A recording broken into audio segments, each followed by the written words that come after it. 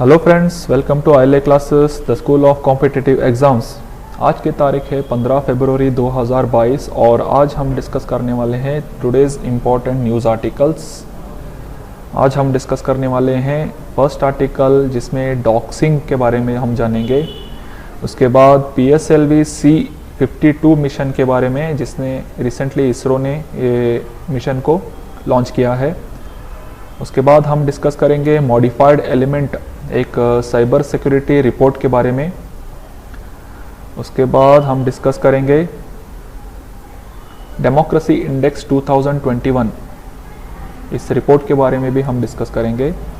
And thereafter we will discuss about NASA's recent missions, future missions which are Muse and Helio Swarm projects. So let's begin with our first article जिसमें हम discuss करने वाले हैं doxing के बारे में। News ये है कि Meta's oversight board has suggested Facebook and Instagram to make strict doxxing rules. ये डॉक्सिंग के बारे में एक स्ट्रिक्ट रूल करने के लिए मेटा का जो फेसबुक का एक सेगमेंट है वो यहाँ पे एक इंस्ट्रक्शंस दिया है फेसबुक और इंस्टाग्राम में कि डॉक्सिंग के ऊपर एक स्ट्रिक्ट रूल बनाए। Meta was asked to consider doxing as an offence which should prompt temporary account suspension. जो भी डॉक्सिंग करता है उसका टेम्पोररी अकाउंट को सस्पेंशन करने के लिए भी मेटा ने ऑर्डर दिया है। So let's understand what is doxing. Doxing is a publishing and analyzing others' personal information. कुछ एक malicious intent से दूसरों के इंफॉर्मेशन को इंटरनेट पे शेयर करना और उसको एनालाइज करना जो प्रोसेस होता है उसको डॉक्सिंग बोला जाता है। That can reveal the person's real identity, making them victims of harassment and cyber attacks. Doxing is a part of cyber attacks. So जो भी इस एक डॉक्सिंग के शिकार होता है उस विक्टिम को हरासमेंट और साइबर सिक्योरिटी अटैक का भी एक परिणाम भुगतना पड़ता है। जो भी इस डॉक्सिंग के शिकार होता है वो व्यक्ति एक इमोशनल डिस्ट्रेस और लॉस ऑफ एम्प्लॉयमेंट के शिकार भी हो सकता है और ये जो डॉक्सिंग का सीरियस इम्पैक्ट होता है फिजिकल हार्म भी हो सकता है, उससे एक व्यक्ति की जान भी जा सकती है। तो ये काफ़ी सीरियस इशू पैदा हो सकती है डॉक्सिंग के द्वारा। सो रिसेंटली जो मेटा जो है फेसबुक और इंस्टाग्राम को एक रिस्ट्रिक्ट रूल बनाने के लिए डॉक्सिंग के ऊपर ऑर्डर दिया है। हमारा अगला आर्टिकल है PSLV C-52 मिशन के बारे में।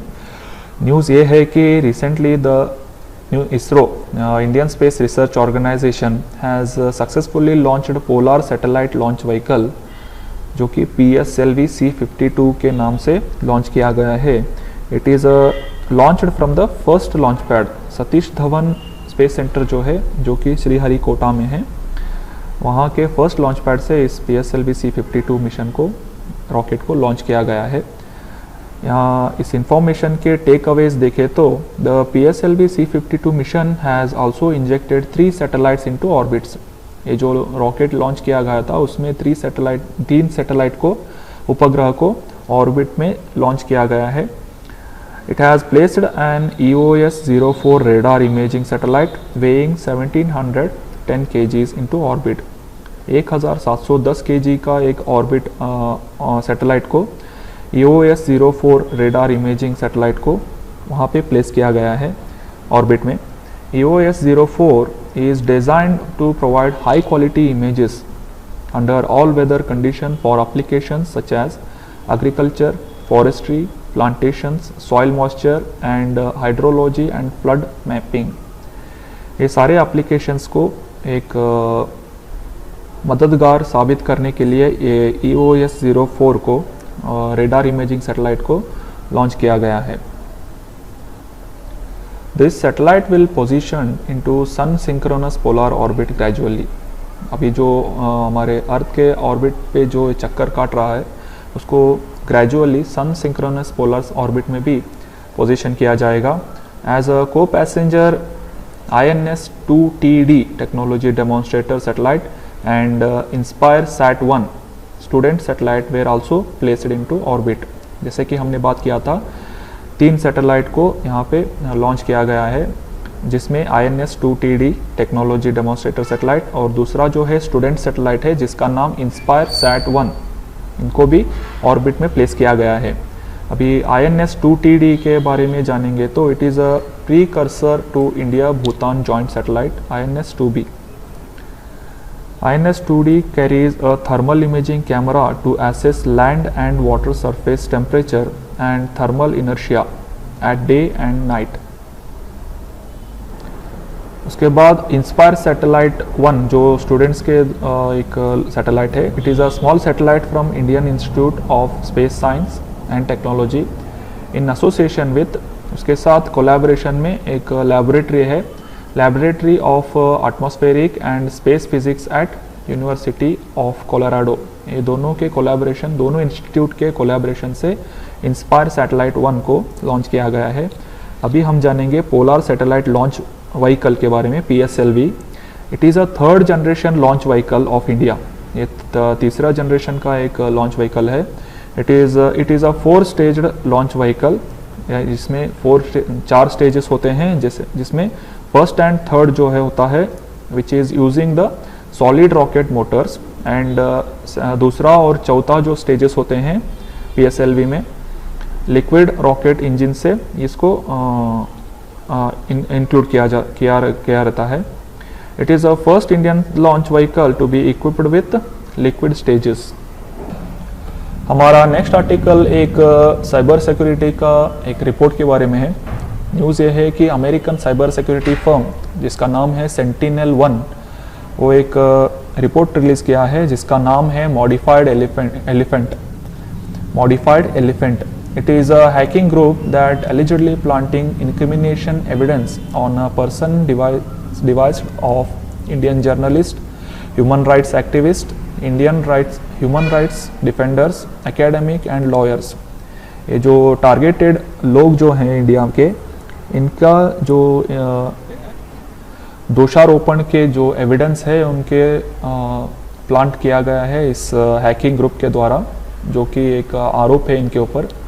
उसके बाद key takeaways from the reports are, according to report, modified elephant maliciously targeted specific groups, जैसे कि हमने कहा Indian journalist, human rights activists, ऐसे लोगों पर, ये स्पेसिफिक ग्रुप पर एक टारगेट किया है, and individuals including the activist arrested in the Bhima Koregaon case of 2018। 2018 में एक एक्टिविस्ट के ग्रुप को भीमा कोरेगांव महाराष्ट्र में अरेस्ट किया गया था। उनके जो एविडेंसेस है उनको ये प्लांट किया गया है, ऐसा इनके ऊपर आरोप है। It called the incident one of the most serious cases of evidence tampering that the firm had ever encountered. This modified elephant operators have been infected their targets using spear phishing. ये जो spear fishing है उस एक method से वो targeted groups या फिर individuals के जो व्यक्ति जो होते हैं उनके सिस्टम पर एक इन्फेक्शन छोड़ते हैं, ये वायरस अटैक करवाते हैं through spear phishing. Spear phishing क्या है इसके बारे में हम जानेंगे। Spear phishing emails with malicious file attachments, जिसमें कि फाइल अटैचमेंट्स भी होते हैं जिस मेल को ये भेजते हैं, over a last decade with their techniques getting more sophisticated over time. ये काफ़ी इम्प्रूवमेंट कर रहे हैं अपने क्षेत्र में, तो ये काफ़ी सीरियस इशू हो सकता है। अभी हम डिस्कस करेंगे स्पीयर फिशिंग के बारे में। Refers to the practice of sending mails to targets that look like they are coming from the trusted sources. एक ट्रस्टेड सोर्सेस के द्वारा आ रहे हैं ऐसा समझ सकते हैं, लेकिन ये मालिशियस एक मेल होता है। to either reveal important information or install different kinds of malware on their computer system। एक जो उनका एक सीक्रेसी होता है, प्राइवेसी होता है, उनको रिवील करवाते हैं, या फिर ये जो स्पीयर फिशिंग के द्वारा जो मेल किया जाता है उसमें वो जो वायरस होता है वो काफ़ी मालवेयर्स को भी इंस्टॉल करवाते हैं और on their computer systems. So that was about modified elephant, जो कि एक रिपोर्ट है जो रिलीज़ किया गया है अमेरिकन साइबर सिक्योरिटी फर्म और कंपनी, उसका नाम है Sentinel-1। हमारा नेक्स्ट आर्टिकल है नेशनल प्रोडक्टिविटी डे 2022 के बारे में, यानी कि राष्ट्रीय उत्पादकता दिवस। न्यूज़ यह है कि India celebrated national productivity day on February 12, 2022, which provides for planning time, skills, energy, intelligence, resources and opportunity in order to achieve goals। जो भी गोल्स होते हैं उनको एक अचीव करने के लिए फरवरी 12, 2022 में ये नेशनल उत्पादकता दिवस, उत्पादकता को बढ़ाने के लिए, टाइम मैनेजमेंट के लिए और स्किल का जो इम्प्रूवमेंट होता है उसको फाइन ट्यून करने के लिए ये जो दिवस है उसको मनाया जाता है। इसको ऑर्गेनाइज करने वालों का एक इंस्टीट्यूट है national productivity council, with the objective of stimulating and promoting productivity and quality awareness in all sectors of India। देश के सारे क्षेत्रों में ये प्रोडक्टिविटी या फिर उत्पादकता को बढ़ाने के लिए और स्टिमुलेट करने के लिए, प्रमोट करने के लिए इस नेशनल प्रोडक्टिविटी काउंसिल के द्वारा इस उत्पादकता, राष्ट्रीय उत्पादकता दिवस को ऑर्गेनाइज किया जाता है। प्रोडक्टिविटी वीक के बारे में भी हम जानेंगे। National productivity council will celebrate national productivity week from, ये जो उत्पादकता के एक हफ्ता जो है उसको फरवरी 12 से 18, 2022 तक एक नेशनल प्रोडक्टिविटी वीक के नाम पर सेलिब्रेट किया जा रहा है। The week is celebrated with the following objective. इसके ऑब्जेक्टिव्स भी हैं। First one, to draw attention towards the concept of encouraging implementation of productivity tools। दूसरा है to enhance techniques with contemporary relevant themes। जो contemporary important themes है उस पर focus करके वो टेक्निक्स को enhance करना। उसके बाद to propagate productivity और competitiveness, quality and efficiency, एक सामर्थ्य को भी और गुणवत्ता को भी बढ़ाना। To increase consciousness through seminars, workshops, quality events। seminars, quality events और ये जो workshops होते हैं उनके द्वारा इस productivity के बारे में एक consciousness या फिर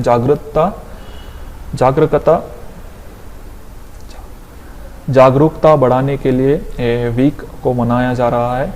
To arrange seminars, campaigns as well as provide knowledge on enhancing productivity। seminars और campaigns भी इस productivity week में events को arrange किया गया है।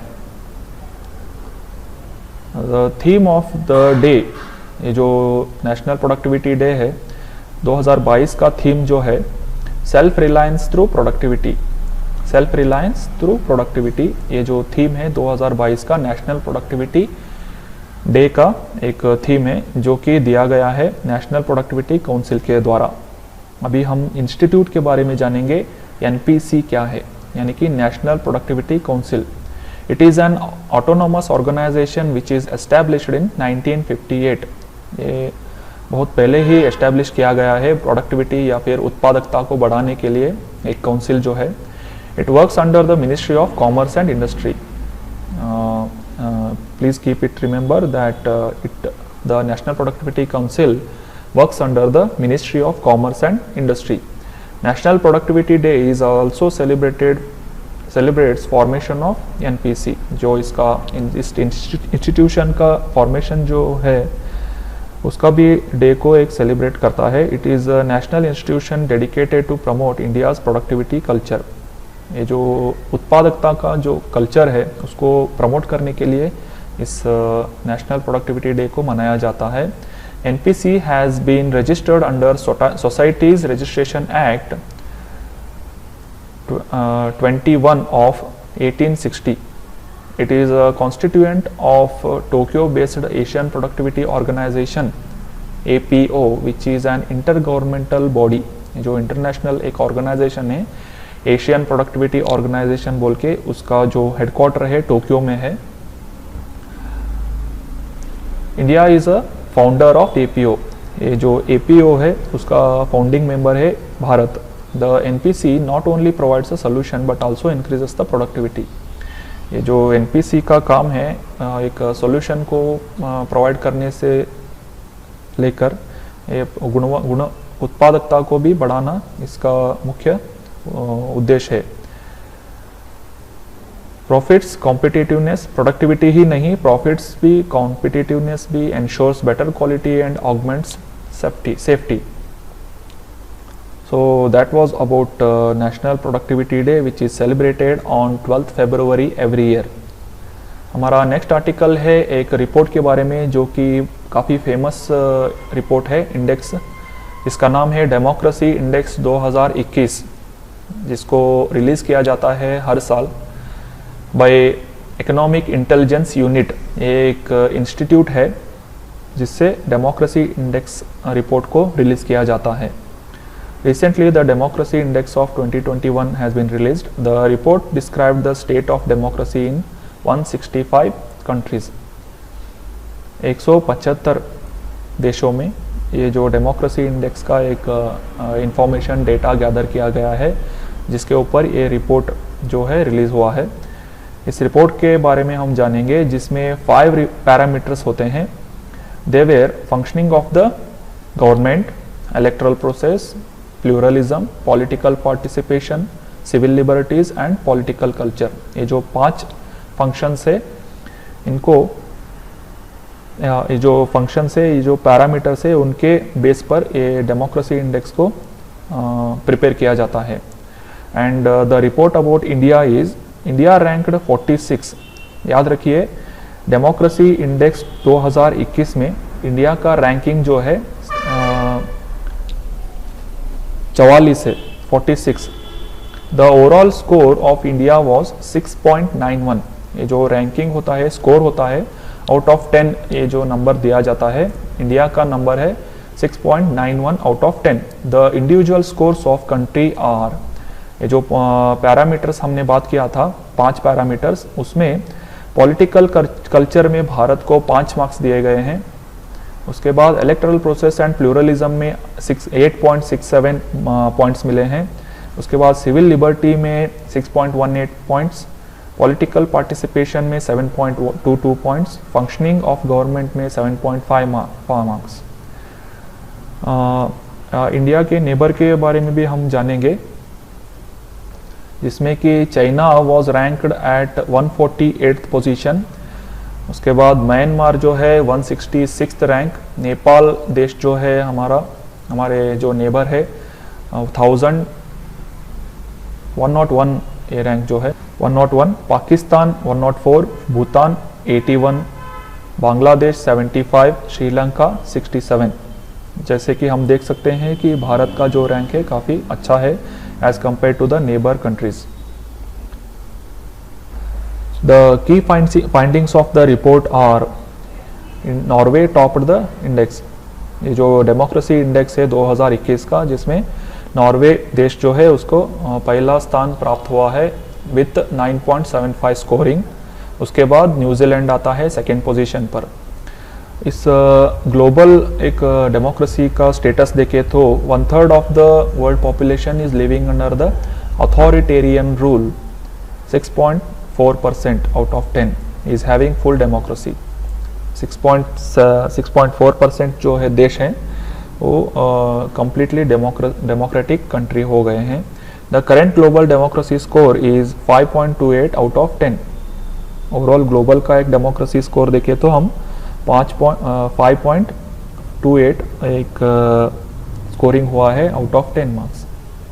So that was about democracy index which is released by economic intelligence units institution. हमारा next article जो है नासा के मिशन के या फिर प्रोजेक्ट के बारे में है। एक तो म्यूज़ प्रोजेक्ट बोल के है उसके बारे में, उसके बाद हीलियोस्वार्म प्रोजेक्ट के बारे में है। रिसेंटली ऑन February 10th 2022 में नासा सेलेक्टेड 2 साइंस मिशंस, जिसका नाम है म्यूज़ यानी कि मल्टी स्लिट सोलार एक्सप्लोरर, और दूसरा जो है Helioswarm, for improving our understanding on dynamics of sun, constantly changing space environment and sun earth connection। जो सूर्य, हमारे सूर्य जो नक्षत्र है उसको स्टडी करने के लिए ये 2 प्रोजेक्ट्स को लॉन्च करने की प्लान कर रही है नासा, जो कि अमेरिका की एक स्पेस एजेंसी है। अभी हम पहले जान लेते हैं म्यूज़ के बारे में, जो कि multi slit solar explorer. The MUSE mission will help the scientist in understanding driving forces of sun's corona heating. It will also help the understanding the eruption of outermost region which are at the foundation of space. जैसे कि हमने कहा कि ये जो muse mission है इसको एक सन के बाहरी जो एरिया होती है, करोना बोलते हैं उसको, उसका एक हीटिंग फोर्सेस का जो ड्राइविंग फोर्सेस है उसको स्टडी करने के लिए इसको लॉन्च किया जा रहा है। उसके बाद ये जो म्यूज़ है project, it will offer deeper insight on physics of solar atmosphere by using an instrument called multi slit spectrometer. ये जो इंस्ट्रूमेंट है इसके द्वारा सोलर एटमॉस्फेयर को एक इंसाइट देगा, which will observe extreme ultraviolet radiation of sun and obtain highest resolution images of solar transition region and the corona। और जो ये दूसरा प्रोजेक्ट है हीलियोस्वार्म मिशन, इसका जो स्वार्म है mission is a constellation of swarm of 9 spacecraft. इसमें 9 spacecraft को लॉन्च किया जाएगा। It will launched to capture first multi scale in space measurement of fluctuation in magnetic field. Magnetic field का जो फ्लक्चुएशन होता है सोलर एरिया में, उसका एक मेजरमेंट करने के लिए इसको हीलियोस्वार्म मिशन को लॉन्च किया जा रहा है। As well as motion of solar wind का और सोलर विंड टर्बुलेंस भी बोल सकते हैं इसको, उसका स्टडी करने के लिए ये हीलियोस्वार्म मिशन को लॉन्च किया जा रहा है नासा के द्वारा। The outer most atmospheric layer of sun called heliosphere encloses an enormous region of solar system. Solar winds spread through heliosphere, ये सब हम जानते हैं, जनरल साइंस में पढ़े होते हैं। Their interactions with planetary magnetospheres and disruptions like coronal mass ejection affect the turbulence. This mission will provide a unique ability to investigate turbulence. Mission's budget is $250 million, 250 million का एक expenditure से, dollar के expenditure से इस दोनों mission को launch करने की प्लान की जा रही है। So that was all about today's discussion friends. Thank you so much for joining the discussion. हमारे जो PDF जो रहते हैं हमारे Telegram channel ILA classes Dharwad, इसमें अवेलेबल होते हैं, इनको आप डाउनलोड करके रिवाइज कर सकते हैं। Thank you so much, have a nice day.